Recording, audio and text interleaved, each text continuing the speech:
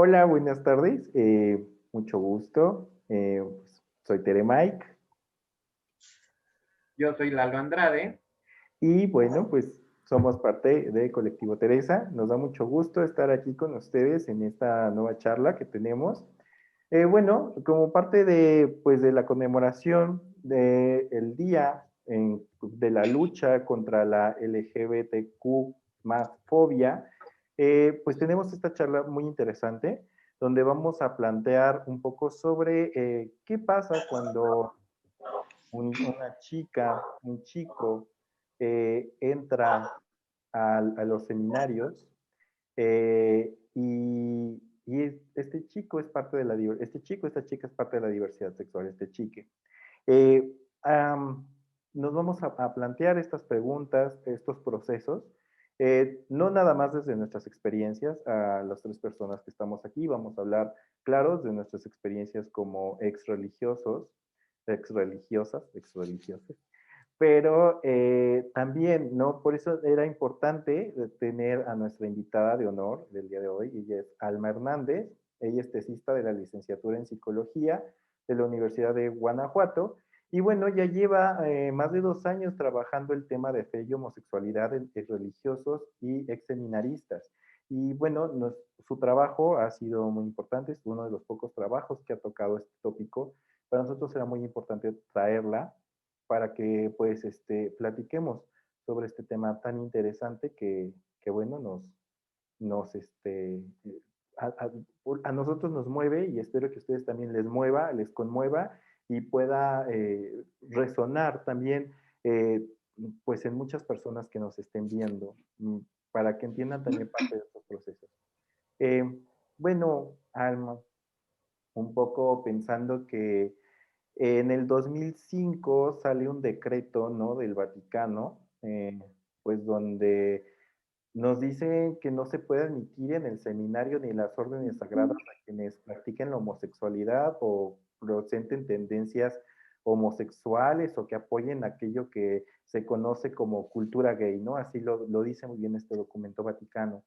Eh, pero ¿qué pasa? O sea, si estamos hablando o nos dicen que la vocación es algo que nosotros no elegimos, sino que nos viene por parte de Dios, que es una gracia, eh, ¿por qué entonces, qué pasa cuando esta gracia, o vemos aquí la primera contradicción, ¿no? De que si entonces si no es algo que decidimos, que es algo que es una Sí. gracia, ¿por qué entonces cerrarles las puertas a estas personas LGBTQ más, ¿no?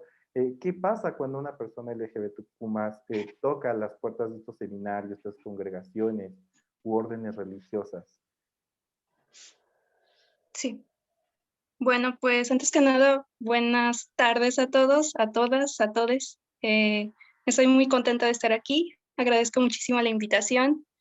Y pues, bueno, ya Miguel me presentó. Muchas gracias por tu presentación. Eh, bueno, yo fui novicia de cierta congregación religiosa. Ingresé a la edad de 18 años y me retiré a los 20. Entonces, justo esto que dices me pasaba a mí, que pues no podía entender, y era el tema que siempre estaba presente en mis ratos de oración. Bueno, ¿por qué Dios habría de llamarme si tengo este defecto, si tengo esta condición, si hay algo intrínsecamente malo conmigo? Pues, ¿qué pasa? No lo puedo entender. Y es algo que piensan muchas personas. Cuando he platicado mi experiencia con algunas personas, pues casi siempre piensan que quienes están en la vida religiosa, quienes estuvieron en la vida religiosa y al mismo tiempo tienen una orientación sexual distinta a la heterosexual, que se está buscando un refugio, que no ha encontrado otra manera de desenvolverse socialmente y demás. Sin embargo, yo con el tiempo he ido descubriendo que eh, las personas que pertenecemos a la diversidad sexogenérica perfectamente podemos recibir el llamado de Dios, podemos experimentar la vocación de manera totalmente genuina. Y lo que he observado tanto en mi investigación como en mi propia experiencia es que se tiende a ocultar esta información, ¿sí? Por miedo, por vergüenza, porque a lo mejor ni siquiera se reconoce, mucho menos se acepta. Entonces uno toca las puertas de algún instituto, congregación, orden, y en mi caso sí me preguntaron, llené varios cuestionarios, se me preguntaba si alguna vez había dudado de mi sexualidad, si me atraían las mujeres, lo negué rotundamente, ¿no? Por miedo más que nada. Y como comento, ha sido una constante esto en mi investigación, ¿no? Las personas se ven forzadas de alguna manera a mentir o a ocultar esos datos. Viven, y yo misma lo viví así, todo el tiempo con el miedo de ser descubiertos. Uno se siente como una especie de impostor que está esperando que en cualquier momento pues sea descubierto, sea juzgado y demás.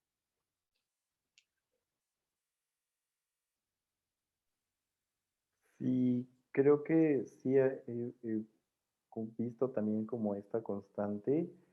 Pues no sé, Lalo, no sé si quieres como abonar un poco más como desde la experiencia y luego termino un poco esta primera parte.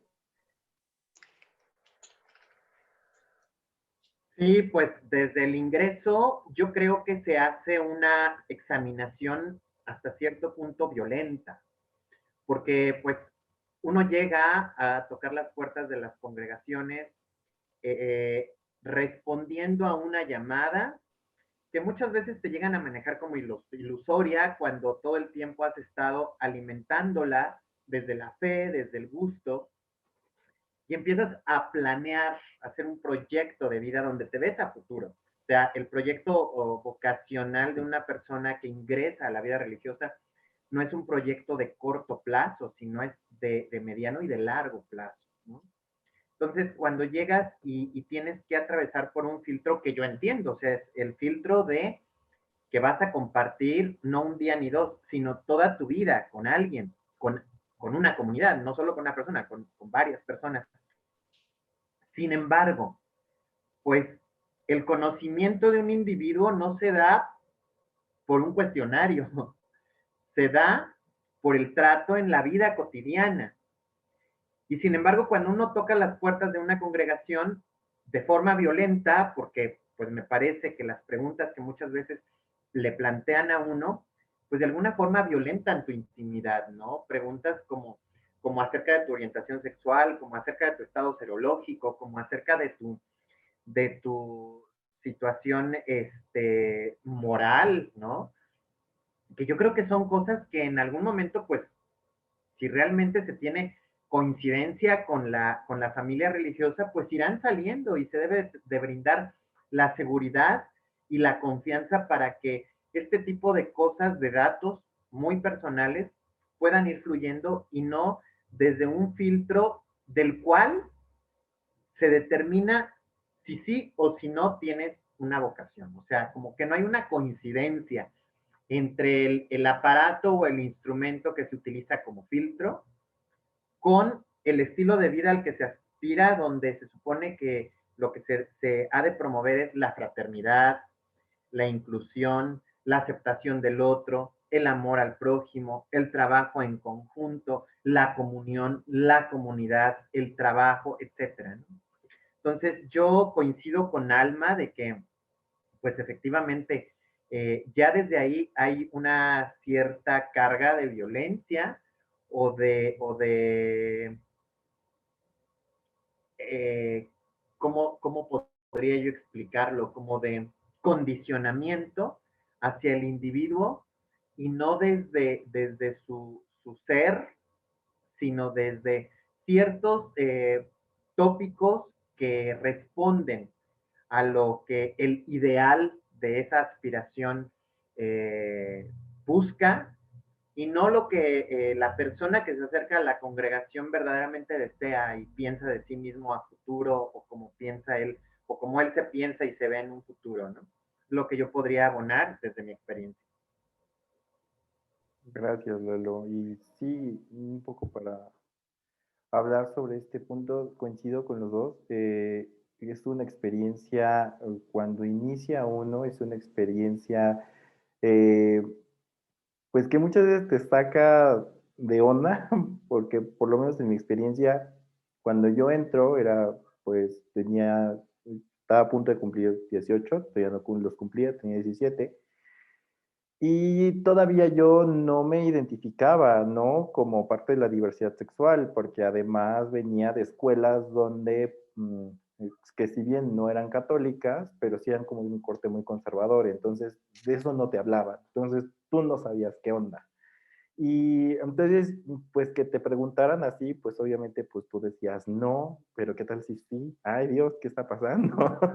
¿No? Entonces, sí eran preguntas muy violentas, preguntas que también tenían mucho que ver como tu situación en cuanto a sexualidad, como si ya habías tenido no relaciones, ¿no?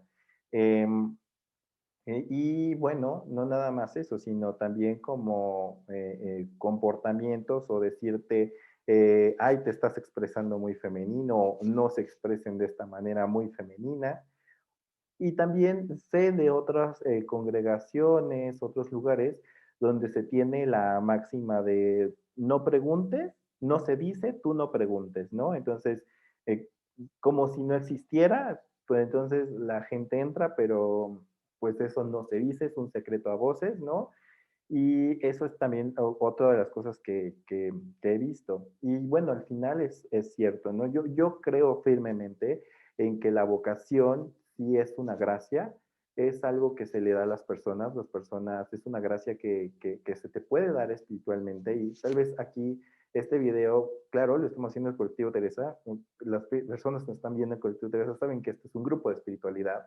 Entonces, venimos de este presupuesto, ¿no? Que existe la gracia. Entonces, en este presupuesto de que existe la gracia, claro, o sea, la vocación es una gracia, es un regalo, y que es un regalo que yo no siento que Dios sea un Dios que discrimina o que no da regalos o que condiciona.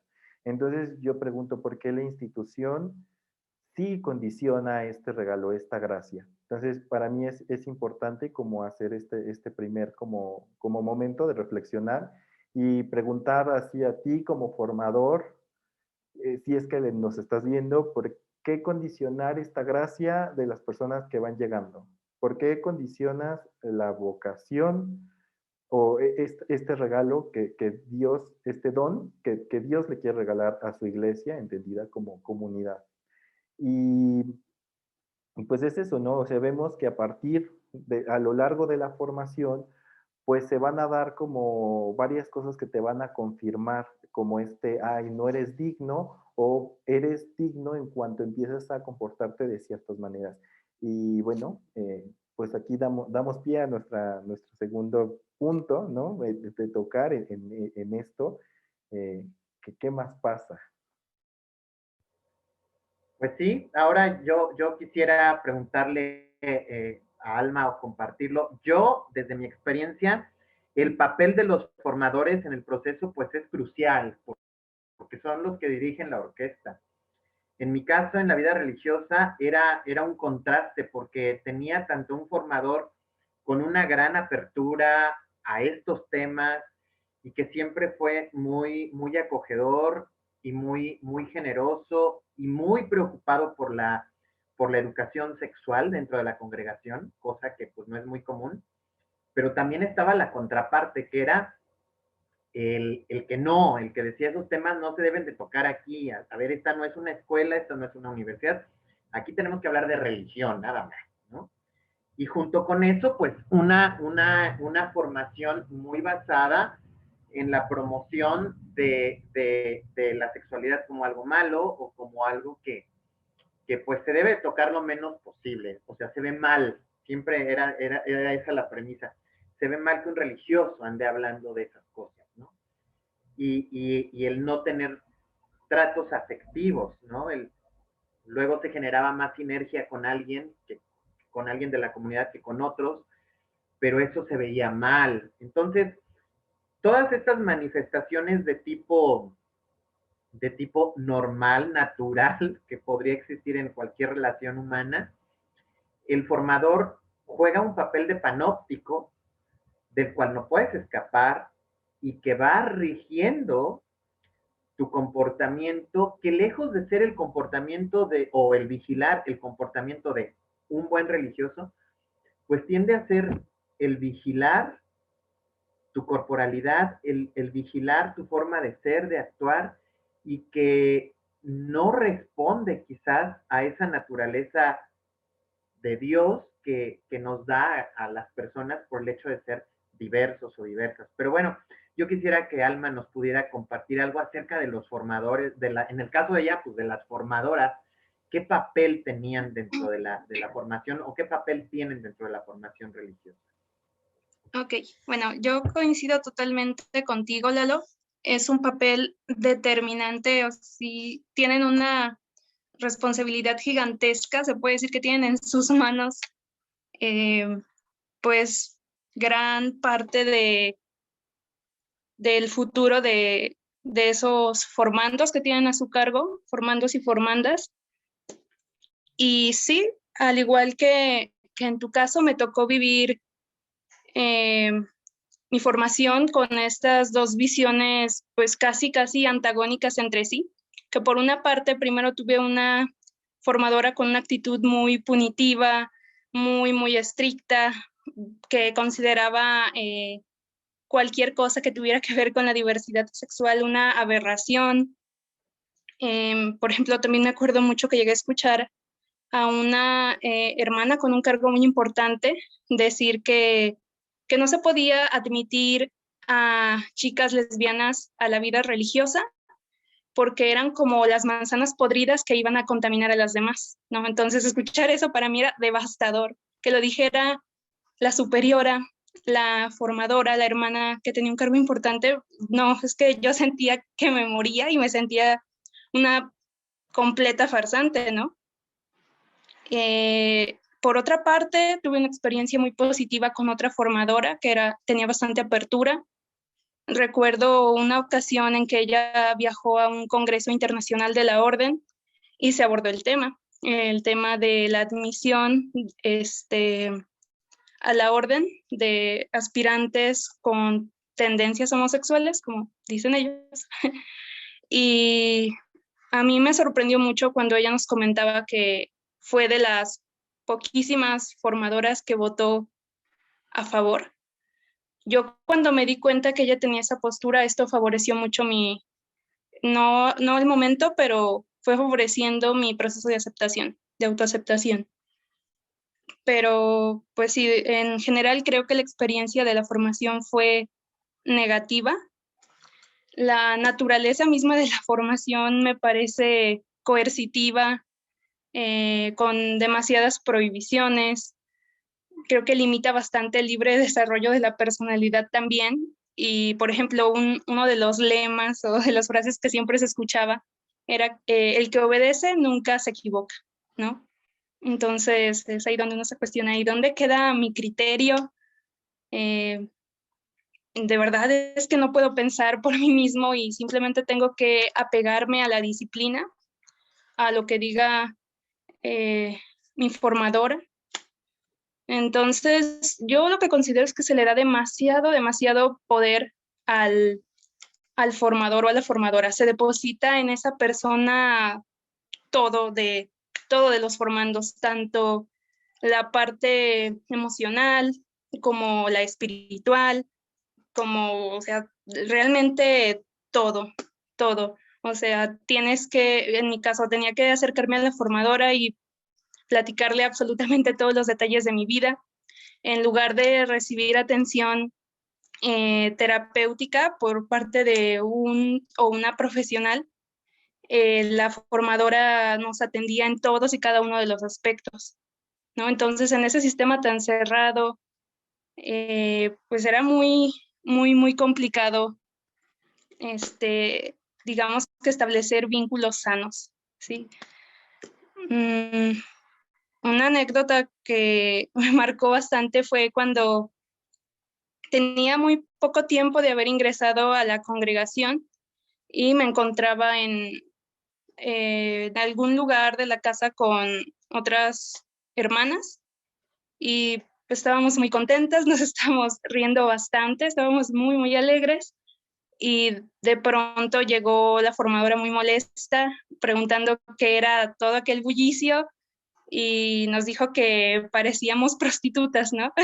Bueno, tuvimos un pequeño problema técnico, pero prosigo con mi relato, ¿no? Entonces yo les comentaba de esta situación, un regaño muy, muy fuerte por parte de la formadora, que tuvo un impacto bastante negativo tanto en las hermanas como en mí, en las que estábamos ahí presentes, ¿no?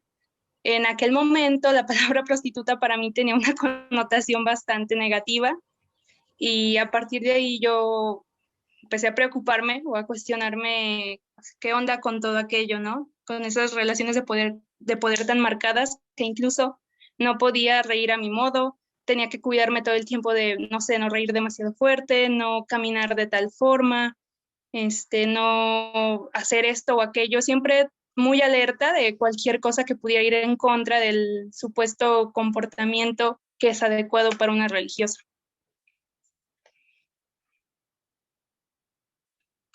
Sí, pues dentro así como lo menciona Alma, pues existía una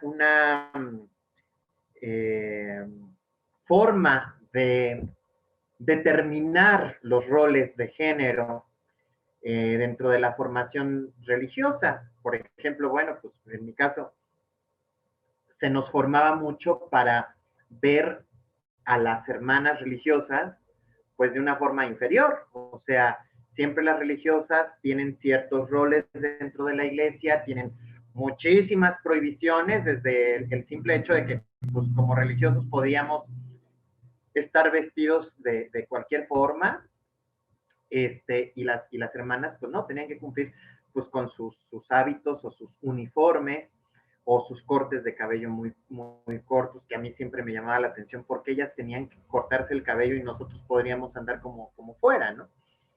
Y siempre se nos formaba o se nos metía mucho dentro de la formación el que las hermanas no podían tener acceso a ciertos conocimientos, tenían que ir a ciertas escuelas donde se les daba cierta clase de formación y no podían acceder a una formación pues más profesionalizada. Entonces, eran cosas que a mí me llamaban la atención y que me molestaban grandemente porque pues yo decía, bueno, pues a fin de cuentas seres humanos ambos y con la misma vocación en el sentido, pues al hablar de esta vocación de servir a Dios, ¿no? A través de la iglesia. Y a los hombres, pues de alguna forma también nos formaban en este sentido de, pues no hacer cosas de monja, ¿no? O sea, el hacer actividades domésticas, pues cosas de monja. El querer cocinar o preparar un postre, pues eran cosas de monja. El querer rezar rosarios o hacer alguna actividad de corte un tanto cuanto piadosa, pues también nos hacían mucho hincapié que eran cosas de monja, ¿no? Entonces, pues teníamos que andarnos cuidando hasta incluso de la misma religiosidad, ¿no? O sea, suena absurdo, pero teníamos que estar cuidándonos de la misma religiosidad para poder seguir cubriendo esta cuota de género masculinizado, idealizado, que se empieza a construir pues en sujetos y en subjetividades pues de poca edad, ¿no? O sea, estoy hablando de que pues en ese momento tendría yo 20 años, una cosa así. Entonces, yo creo que sí se violenta mucho la posibilidad de experiencias, se violenta mucho el poder acceder a ciertas vivencias y de trato con las religiosas o con incluso los miembros de la misma comunidad, donde pues están, como ya bien lo mencionaba Alma, pues muy restringidas las muestras de afecto, muy, muy restringidas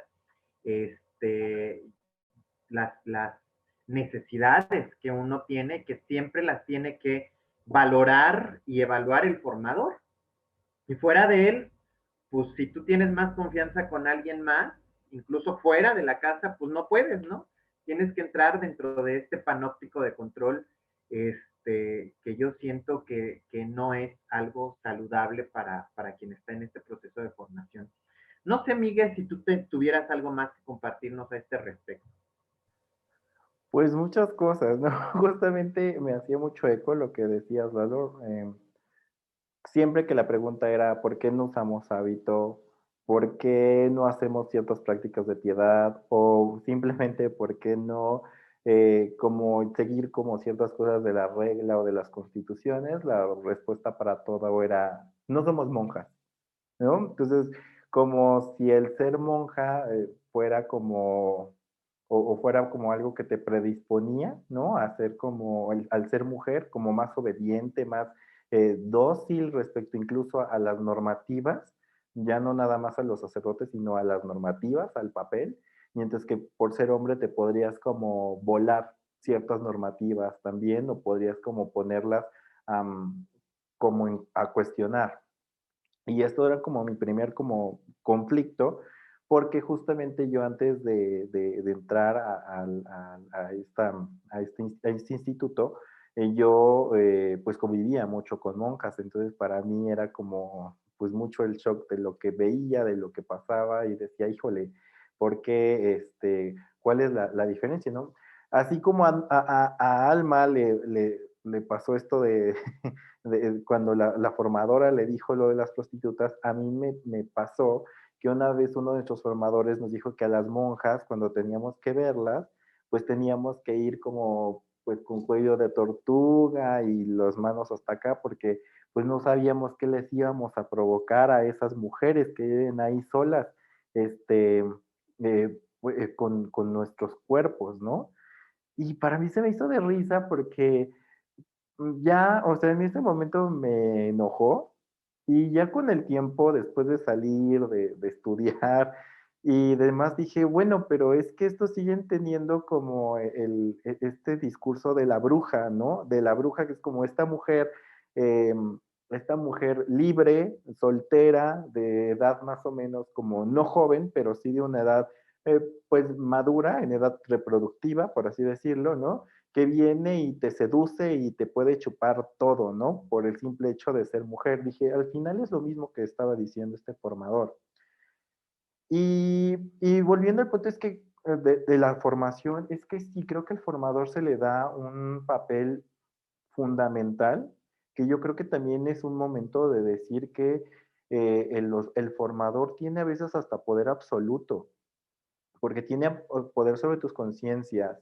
Vive, o sea, muchas veces el ayudante, o sea, igual no el formador, pero el ayudante de la formación, porque siempre son como, muchas veces en muchas congregaciones, institutos, son dos que se encargan de esto, hacías algo o repelabas de algo que no te parecía y te decía, acuérdate quién va a votar cuando toquen saber si te quedas o no. Entonces, pues eran amenazas que eran muy fuertes, ¿no? Que yo creo que es buen momento de plantearnos hasta qué punto se les está dando poder a estos personajes y además lo saben que tienen todo el control de personas en sus manos. Y creo que esto también es una manera como de replantearnos hasta qué punto la formación sí, em, en este punto de poder es bueno, es humano que se le dé a toda una persona como el poder absoluto. Otra de las cosas que pasaba es que justamente yo sentía que de repente te volvías en el policía de los demás, porque dentro de este panóptico de que te están diciendo y recalcando que tienes que vivir como ciertas cosas, tú lo que hacías era como echar la bolita a otras personas, ¿no? Entonces, y yo eso veía que muchos de mis compañeros lo hacían conmigo. Mi expresión de género, pues nunca ha sido muy masculina o muy viril, como nos decían en la formación. Entonces, muchos de mis compañeros era como para aventar la bolita de sus propios, pues de sus propios deseos, de su propio, eh, pues orientación sexual era como echarle la bolita al que pues se veía más femenino, ¿no? En este caso pues era yo. Y siempre era como ese conflicto con los superiores. Y bueno, o sea, esto además yo viví en una comunidad donde se le daba mucho peso, no tanto, bueno, sí al formador, pero el formador siempre estaba acompañado, además del segundo de la formación, con psicólogos, porque además tú querías ir a terapia o demás, pues no te permitían como ir con alguien que fuera ajeno a la comunidad, sino ellos ya tenían su lista de psicólogos que podían estar, o incluso hubo un tiempo en el que hacíamos mucha psicología de grupo.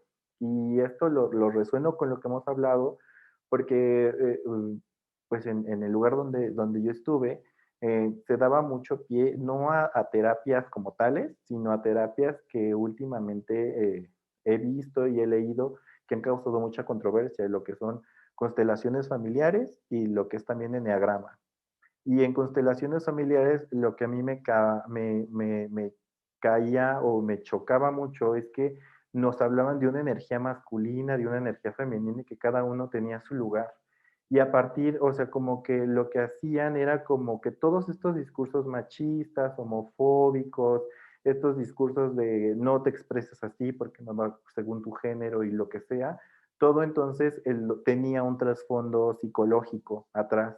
Entonces, al tener, como ya no te hablaban de eso es pecado, sino eso es contra natura o no va con la ciencia o no va así, entonces tú te quedabas así como de, ay, entonces pues aquí ya no puedo repelar, ¿no? Porque ya no están hablando de mi experiencia subjetiva de Dios, sino de algo según objetivo que decía la ciencia, ¿no? En este caso el psicólogo, el terapeuta con el que estábamos.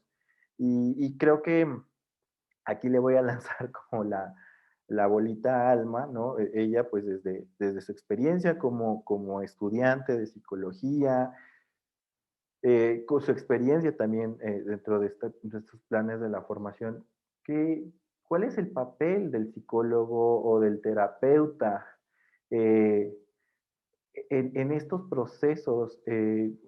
¿Cómo pues un poco como cuál es el papel de estos procesos, cuál es el papel de, no sé, o sea, hasta qué punto es sano que se le dé también todo este poder a los psicólogos. Ah, porque además, antes de pasar esto, pasaba un fenómeno bien extraño aquí en este instituto, que muchos de los formadores empezaban a estudiar psicología y entonces de esta manera, pues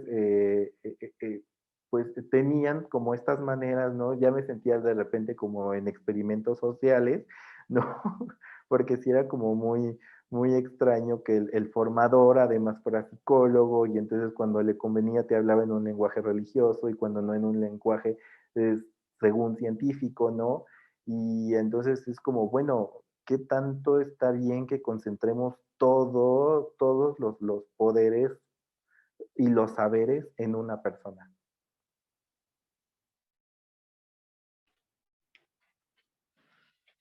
Ok, sí. Bueno, antes de entrar de lleno en ese punto, algo que se me pasó y volviendo un poquito sobre lo de la formación, pero a su vez, pues creo que va muy estrechamente vinculado con lo del papel del psicólogo. Me quedé pensando que es a veces tan terrible el poder que se le entrega a los formadores que hasta llegan a tener control o llegan a tener la decisión sobre la salud física, bueno, aparte de emocional, ¿verdad? Que por sí es bastante, pero hasta sobre la salud física de los formandos a su cargo, ¿no? Me tocó ver formadoras ignorando a hermanas en un pésimo estado de salud porque pues se tiene esta idea de que tienes que ofrecer tu sufrimiento por los pecados del mundo.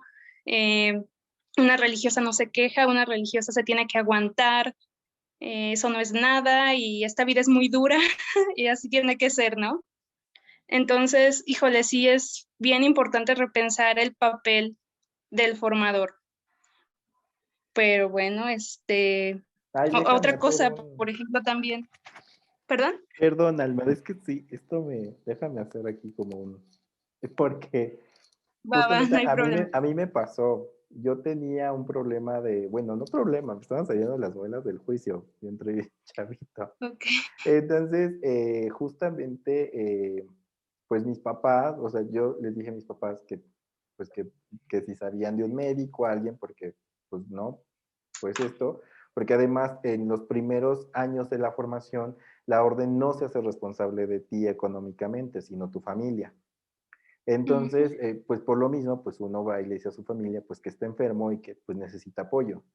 Pero el formador no dejó que yo fuera a tratarme en un principio porque querían tratarme por medios holísticos porque había hablado con el psicólogo y el psicólogo le había dicho que eran cosas, no sé, que de la familia, que porque como del apego de mis papás y no sé qué tanta cosa, ¿no? Entonces, ya hasta que no se pudo y bueno, ya me querían llevarme con un médico que además era como naturista, no sé qué, tratarme con flores de Bach. Y ya hasta que al final, pues ya mis papás consiguieron el médico en la ciudad donde yo estaba, en la congregación, y así es como ya se me pudieron quitar mis dolores de las muelas de juicio, ¿no? Igual es una tontería, pero imagínense que esto sí escala muchas veces a más, como bien decía Alma, perdón. Sí, sí, no te preocupes. Gracias por abonar a este punto. Sí, o sea, he sabido de casos de verdad muy, muy graves y, o sea, pueden parecer cosas mínimas, pero que tienen un impacto tremendo. Por ejemplo, en mi caso, siempre que yo quisiera leer algo de la biblioteca tenía que ir a pedir permiso. Para mí eso llegó a ser intolerable, inadmisible, ¿no? Y esta parte me llamó mucho la atención lo que mencionas es que siento que en la vida religiosa, tanto los formadores como los psicólogos que llegan a estar ahí tienden a psicologizar todo. Entonces eh, decirte, era muy, muy común que si yo iba y le decía, madre, tengo tal malestar físico, necesito atención médica, por favor, ella argumentará, no, es que está somatizando, no, es que esto es porque es emocional, tú no, seguramente no has superado tal evento de tu vida, es que como a ti te pasó tal cosa, todas estas cosas que se hablaba en la terapia de grupo o en el grupo de crecimiento, creo que se llamaba, después eran usadas como para justificar un montón de decisiones. Y sí, justamente para hablar del papel del psicólogo, pues mira, en el trabajo de investigación que he estado realizando, he encontrado, o sea, no es un trabajo que tenga que ver directamente con el ejercicio de la psicología, ni con la ética del psicólogo, ni mucho menos, pero encontré una cantidad enorme de malas prácticas y de faltas al código ético.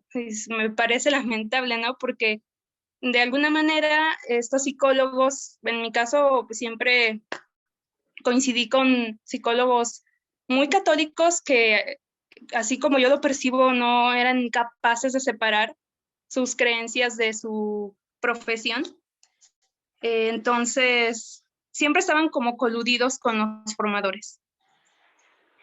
Y uno no podía confiar demasiado porque lo que llegaras a platicar en terapia después lo ibas a ver no solo la formadora, sino incluso toda la comunidad.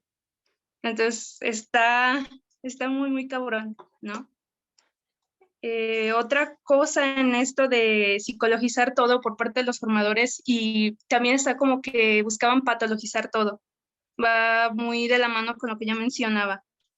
Como que siempre están tratando de decirte que estás mal en tal cosa, que tienes tal trauma, que no eres suficientemente madura, un montón de cosas que, bueno, yo en aquel momento no entendía, no tenía los conocimientos suficientes, pero hoy en día digo, es que de verdad estas mujeres no tenían idea de lo que hablaban y causaron un daño tremendo También algo que, mira, yo puedo decir sinceramente que salí emocionalmente muy mal del convento, y es una constante porque lo he visto pues en casi todas, en la inmensa mayoría de las ex religiosas que yo conozco, y a veces con problemas que incluso ya requieren atención psiquiátrica, medicación. Sí, se dan muchas situaciones de este tipo y, ay, no sé, es bien complicado porque los formadores a fin de cuentas siempre van a contratar a aquellos psicólogos que a ellos les convenga tener ahí, ¿no?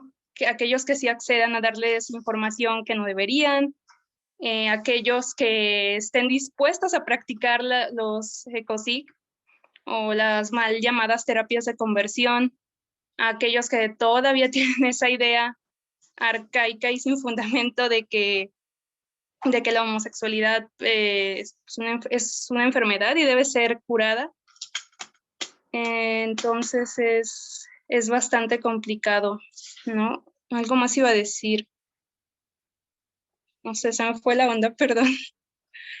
Ok, pues en lo que te acuerdas, para que nos enriquezcas con algo que seguramente será muy importante.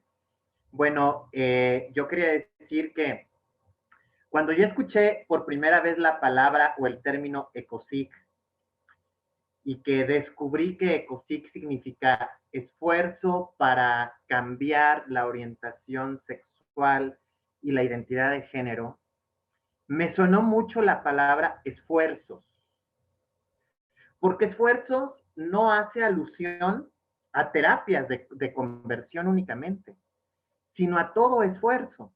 Y todo esfuerzo va desde el simple hecho de decirte no seas afeminado, un hombre no debe de ser afeminado, un religioso, un buen religioso no puede ser afeminado, un buen religioso no puede ser esto, no puede ser lo otro, no puede tener amistades particulares como es la forma elegante y muy política en que le llaman a las muestras de afecto que tiene con quien uno tiene mayor afinidad dentro de una comunidad donde está uno bajo un panóptico 24 horas.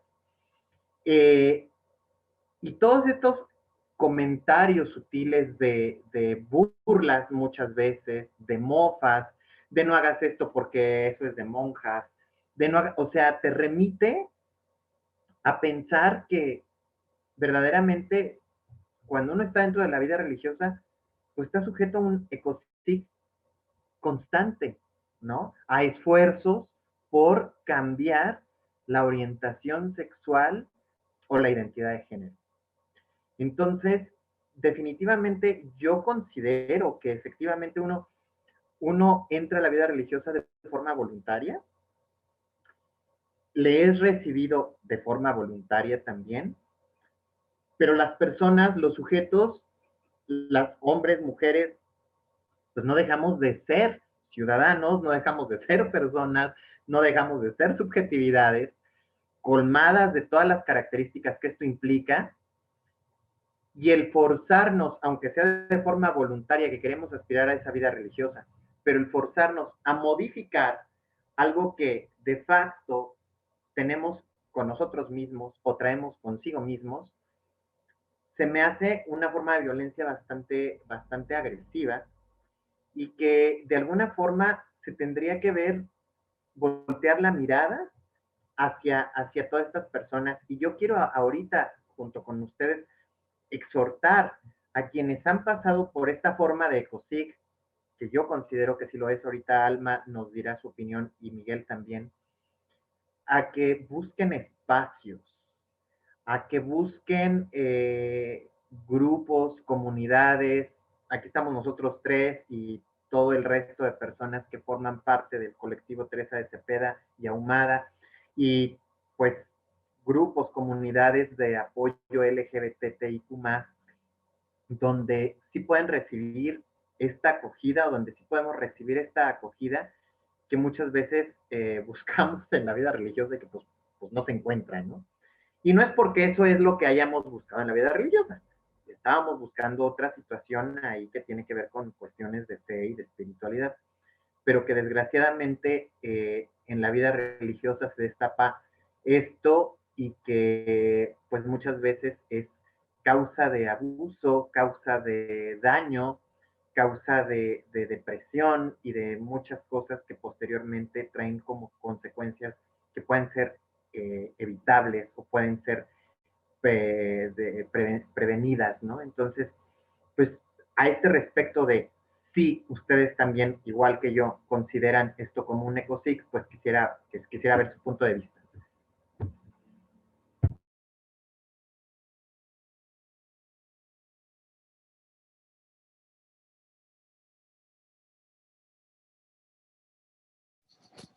Pues no sé, Alma, si quisieras como abonar o no sé. Si quieres, comienza tú. Ok. Eh, yo nunca me lo había planteado. Hace cuando planteamos esta charla, pues Lalo me dijo, pues es que date cuenta, ¿no? De muchas cosas que estaban pasando en la formación. Y dije, sí, me hace todo el sentido y me dio mucho dolor sentirme tan vulnerable porque yo pensaba que estas cosas pasaban muy lejos de mí. Y claro, obviamente no, o sea, nunca fueron, ay, las terapias con electroshocks, ni todas estas cosas que pueden como de escalas de violencia muy grave, pero son microviolencias que ahí están, ¿no? Y que justamente sí me doy cuenta como en las risitas, en las burlas, en los comentarios que se hacían. Entonces, incluso, ¿no? Desde el hacer deporte, pero un deporte como siempre como o sea, no de contacto, sino como un deporte, siempre como este básquetbol, el fútbol, de competir, porque los hombres tienen que competir y ser duros y rudos y que si te caes no tienes que expresar dolor, ya sabes, ¿no? Esto como cosas del macho mexicano. Y y que también decía, sí, claro, y cómo al final todos, bueno, igual no todos, pero muchos de los que estábamos ahí y muchos que ya nos salimos de mi generación, buscábamos igual como muchas formas como de hacer, como de jugar este juego, ¿no? Me acuerdo mucho que tenía una amiga mía que vivía allá, en un lugar que me tocó vivir en la congregación, y otro de mis compañeros me dijo, aprovecha esa oportunidad para que aprovecha la oportunidad de que tienes una amiga ahí y empieza como a estar muy cercano a ella, ¿no? Como en el sentido como de, ándale, para que piensen que, pues, ¿no? Se borren todas eh, todo el halo que tienes alrededor de esta cosa como muy femenina, ¿no? Y yo decía, ay, pero ay, yo no comprendía, estaba todavía muy verde ahí. Y, y yo creo que la invitación que hace Lalo es como justamente, ¿no? Nosotros que lo vivimos, no es para decir, ay, que se acabe la vida religiosa o para decir, ay, sálganse todos. No, no, no. O sea, simplemente la información es poder. Si yo hubiera tenido toda esta información y hubiera conocido grupos de personas LGBT que pasaron por esto durante mi formación y hubiera obtenido toda esta información y hubiera sido muy diferente. No lo hubiera sufrido tanto porque hubiera tenido cómo defenderme también. Y eso es lo que estamos ofreciendo. Estamos ofreciendo información a formandos, a formadores. Estamos ofreciendo que aquí hay un espacio donde podemos darles literatura, podemos platicar, podemos como hablar sobre estas cuestiones, ¿no? Y, y decirles, bueno, o sea, no están solos, o sea, no están solas, o sea, aquí podemos trabajar, ¿no? Eh, y es gente que podemos escucharlos, podemos apoyarles, podemos eh, acompañar estos procesos que se viven solos, que se viven en soledad. Y eso es muy cabrón, vivir en soledad, porque nos aísla mucho y puede puede escalar a más, ¿no? Entonces es lo que nada más nosotros queremos decir. Aquí estamos para acompañarles. O sea, es lo único que queremos decir. Que somos personas que hemos vivido esto, somos personas que han vivido que cuando se salen de la congregación religiosa es como si ya no hubieras existido nunca, es como cuando el faraón borraba los nombres de las personas que le caían mal para toda la posteridad de la historia. Algo así pasa cuando sales de la vida religiosa. Y eso, o sea, ya hemos experimentado todo, no nos asusta nada y creo que eso es un buen momento para decir, los estamos acompañando y esto que estamos haciendo de platicar eso es porque es un tema que se tiene que poner en la mesa. No se puede ir ocultando más, porque no podemos dejar más chicos y chicas, más chiques, solos, solas y soles en esto. Sí, totalmente de acuerdo. Eh, pues me quedo pensando en esto último que comentas sobre la información. Mira, en mi caso, créanme que yo amaba muchísimo mi vocación. No sé qué habría pasado si hubiese tenido esta información, estas herramientas, si no hubiese tenido esa culpa y tantas cosas, ¿no? A lo mejor habría continuado, tal vez no, pero no habría salido tan mal como salía al final, ¿no? Lo más seguro. Y también pensaba un poco en esto de la ética del psicólogo, porque hace un rato lo mencionabas de, por ejemplo, del enneagrama, las constelaciones familiares, que finalmente son, pues son, no sé, pseudociencias, se les puede decir pseudociencias, o sea, no tienen una evidencia, un respaldo, y lo peor de todo es que esto del enneagrama, de las constelaciones, lo tratan de ajustar a la visión heteronormada que está en la vida religiosa, ¿no? En mi caso, yo antes de ingresar a la congregación, siendo un menor de edad, pasé por una terapia de conversión. A mí me sorprende lo poco que se habla de estos grupos que practican esas terapias en el ámbito católico, porque todo el mundo habla de Exodus, por ejemplo, se conocen Exodus y otros grupos, no sé, evangélicos, y a mí me sorprende lo poco que se habla de este grupo en particular con quien tuve la experiencia.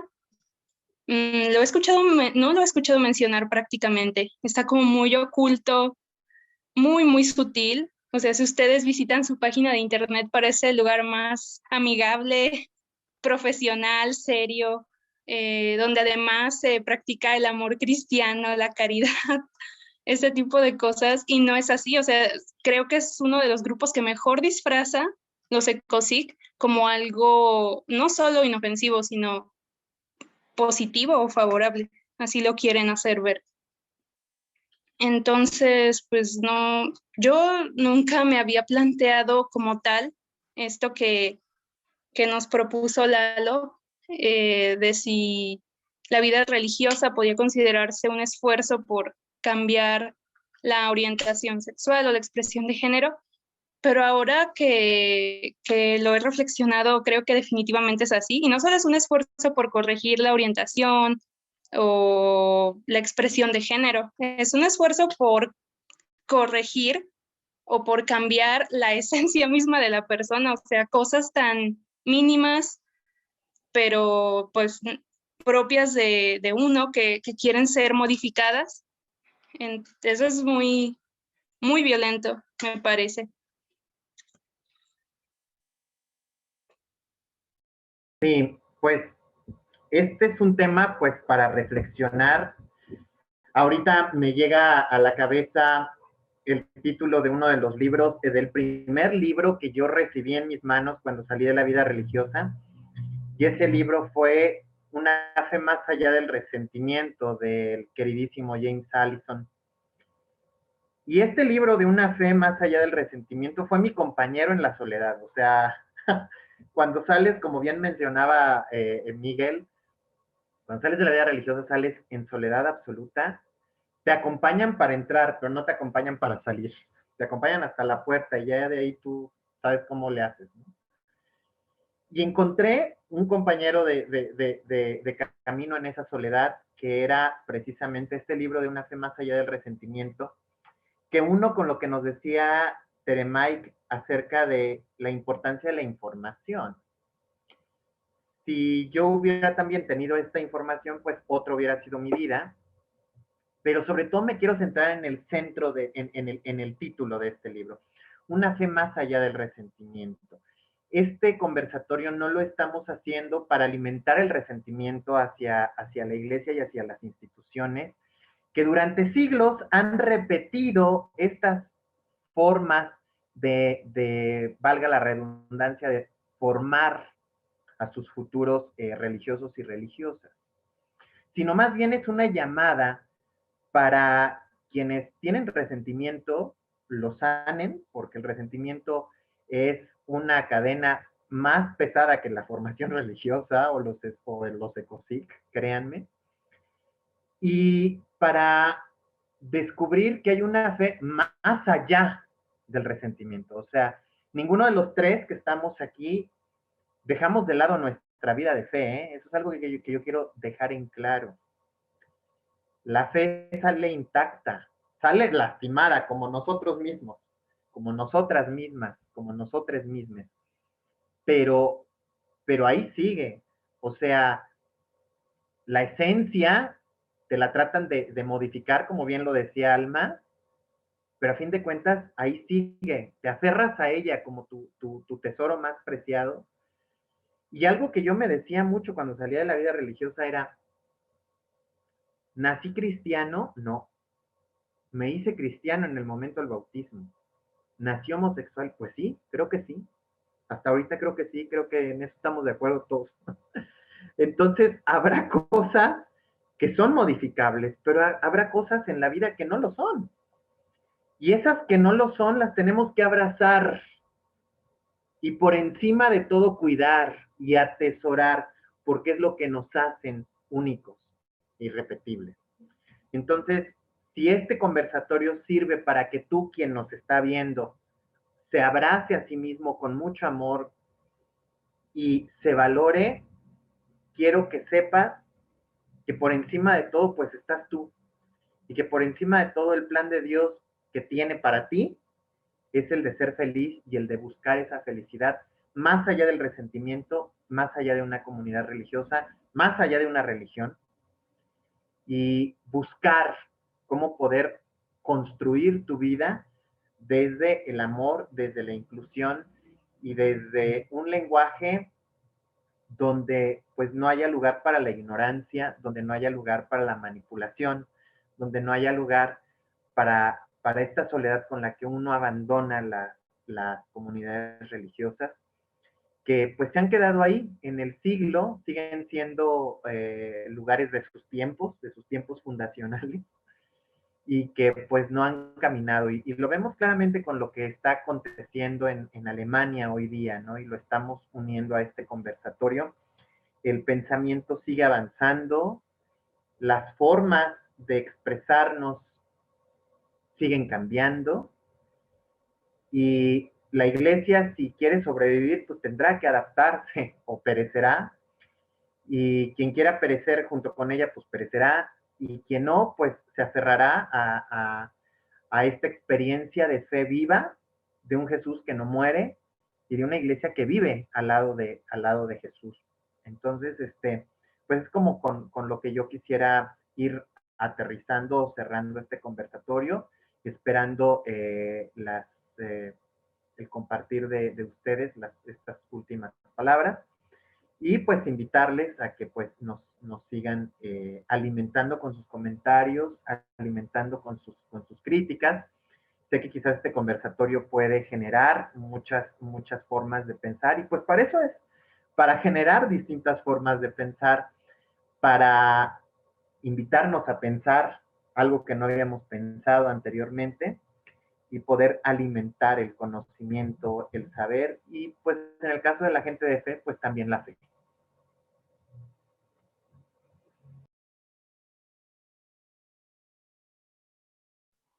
Alma. ¿Algo que nos quieras compartir o No, cerramos pues contigo? estoy muy en sintonía con ustedes. Creo que ya, sí, claro, en algún momento tuve bastante resentimiento, pero es algo que efectivamente llega a pesar muchísimo, algo que no permite avanzar, ser felices. Entonces, más que, no sé si en algún momento se vio así, pero más que reunirnos aquí a lanzar discursos incendiarios contra la iglesia y demás, pues buscamos el diálogo, la apertura, la autocrítica, que me parece, no sé por qué, pero siento que casi siempre en los espacios eclesiales o religiosos se carece de ella, lamentablemente. Y no debería ser así, ¿no? También mencionar, por último, hay algo que pasa con personas como nosotros que, que hemos conciliado de alguna manera nuestra fe religiosa y nuestra sexualidad, y es que con frecuencia vivimos una doble discriminación, ¿no? Por un lado, los religiosos que seguramente están pensando en estos momentos que nos iremos al infierno o algo así, y por otro lado, tenemos a miembros de la comunidad LGBT y más, criticando que nuestra decisión de estar de algún modo, de algún modo vinculados aún con la iglesia o de mantener cierta vida espiritual, ¿no? Entonces, uno a veces no sabe qué hacer, o sea, no te entienden ni en un grupo ni en el otro. O sea, es algo que encontré, por ejemplo, en mi trabajo de investigación y lo definí como una especie de discriminación endogrupal y es súper fuerte. O sea, en el mismo endogrupo, sufrir discriminación es como estar desprotegido y ahora, ¿qué hago? No soy comprendido ni en un espacio ni en el otro, hacia dónde me muevo, qué puedo hacer, pero justo este conversatorio es una excelente oportunidad para que muchas personas que probablemente estén lidiando con esta aparente contradicción entre la fe y la sexualidad, y se den cuenta que hay espacios tal vez pequeños o muy emergentes, pero donde son bienvenidos, donde pueden ser escuchados, donde pueden encontrar apoyo y sí, simplemente eso, recalcar que no están solos, no están solas. Gracias, Alma. Y sí, me conmueve mucho esta conversación. Creo que a los tres nos removió muchas cosas, muchos recuerdos, híjole, muchas cosas muy fuertes. Y, y es desde ahí, desde este corazón que yo quisiera como hablarles a los formandos, a las personas que han salido de la vida religiosa, decirles no están solos, no están solas. Eh, y a los formadores y a las instituciones, aquí me permito un reclamo y sí decirles, por favor, replanteen las pirámides de poder que tienen. No podemos seguir poniendo la ley frente al ser humano. Eso no es cristiano. Jesús no vino a eso, nos vino a liberar de estas cadenas también. Y si de verdad nos decimos una iglesia, creyentes del resucitado, creo que es importante poner en el centro a la persona humana, más allá de nuestras tradiciones, de estos ídolos que hemos construido de la moral, de esta obsesión sexual que ha tenido también la iglesia durante siglos. Es importante irnos liberando de todo eso y poner en el centro a la persona humana. Y eso, entender que nuestras tradiciones y nuestras reglas, nuestras constituciones, fueron hechas y fueron muy, para su tiempo, fueron muy incendiarias, renovadoras, reveladoras. Ahora los valores cambian, la sociedad cambia y es momento de que nos planteemos algo que ya lo dijo el Concilio Vaticano II, ¿no? Desde esta fidelidad creativa, ¿cómo va a ser nuestra formación en nuestros seminarios, en nuestros institutos, en nuestras congregaciones? pero siempre poniendo a la persona humana en el centro, siempre las personas en el centro, porque ahí, un poco citando a la patrona de este, o parafraseando a la patrona de este espacio, Santa Teresa, pues las personas somos morada de Dios. Este es el lugar donde radica. Por eso dice Santa Teresa en Camino de Perfección. eh, ¿Dónde es el reino de Dios? El reino es donde está el rey, o sea, Dios. Y si Dios está dentro de nosotros, nosotros somos el reino. Entonces, permitan contemplar ese misterio, formadores, permítanse contemplar ese misterio de que Dios está en sus formandos. No es ni una estadística, no es una persona en la cual tienen que pisotear, es una persona que están acompañando y es muy importante eso. Si nos decimos cristianos, creo que es importante poner a la persona humana en medio. Y eso, o sea, decir a todas las personas, aquí estamos, eh, decir también que no tengan miedo a vivir su sexualidad, no tengan miedo a vivir su fe y que no es, eh, de nuestro cuerpo es sagrado también. O sea, Jesús se hizo, Dios se hizo carne, Dios es carne. Hablamos de que los padres de la iglesia dijeron que Jesús vino en medio de sangre, de moco, de fluido. Ya lo decían los padres de la iglesia, ¿no? Frente a esta visión barroca que hemos adoptado de que Jesús nació así, ¡pum!, ¿no? De la luz. No tengamos miedo no tengamos miedo a eso, no tengamos miedo a sentir que nuestra carne es sagrada, a que todos nuestros fluidos son sagrados. Entonces, no tengamos miedo a eso. Somos morada de Dios y ahí es donde reside también esta dignidad del ser humano, como bien lo dice Santa Teresa. Y pues no me queda más que agradecer, Alma, porque, híjole, removiste muchas cosas, yo creo que Lalo también, pero me quedo con muchas cosas. Creo que es momento de que esto se hablara y te agradezco mucho, te agradezco mucho. No, al contrario, yo les agradezco tanto a ti como a Lalo por su valentía, su apertura, y de verdad me voy muy conmovida y muy agradecida, muy contenta de haber estado aquí.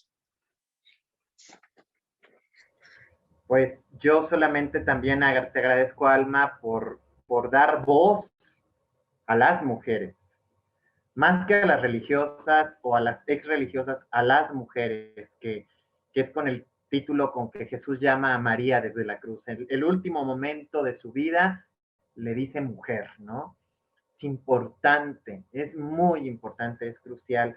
La dignidad, como decía ya también Teremaic, la dignidad de la persona está por encima de cualquier creencia, por encima de cualquier dogma, por cualquier tradición, por encima de cualquier tradición. Y pues mi último comentario sería, pues ya viene Pentecostés, abrirnos a esas lenguas, a esas lenguas extrañas, esos lenguajes nuevos, a estas palabras que para la iglesia han sido siempre ajenas: la sexualidad, el género, la diversidad sexual, la identidad de género, las interseccionalidades. Todas estas palabras que le son ajenas y desconocidas, pues yo creo que es muy, muy buen momento para pedirle a ese espíritu que en su momento insufló sobre los discípulos, sobre el María y las mujeres que estaban ahí, y empezaron a hablar otras lenguas.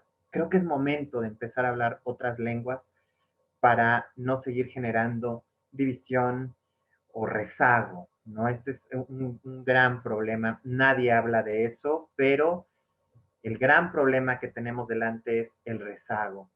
Y este rezago puede traer consecuencias graves para quienes se queden atorados en ese rezago, estancados en ese rezago, en esas arenas movedizas de las cuales muchas veces no se puede salir. Entonces, pues muchas gracias, hermano querido, que pues siempre estamos aquí haciendo cosas, inspirados por el espíritu renovador de nuestra Madre Santa Teresa. Y pues aquí seguiremos, tenemos más sorpresas, estamos preparando conversatorios como este y otro tipo de actividades para más adelante. Estén al pendiente en nuestras redes sociales. Así es, muchas gracias y nada más invitarles a, pues ya saben, comentar, escribirnos, compartir si les parece interesante y debatir. Debatan, eso es lo importante, esto se tiene que abrir. Y pues ya saben, seguirnos como colectivo Teresa de Cepeda y Ahumada en Facebook, en YouTube, @colectivo Teresa en Twitter y en Instagram igual como @colectivo Teresa. Y pues ahí estamos.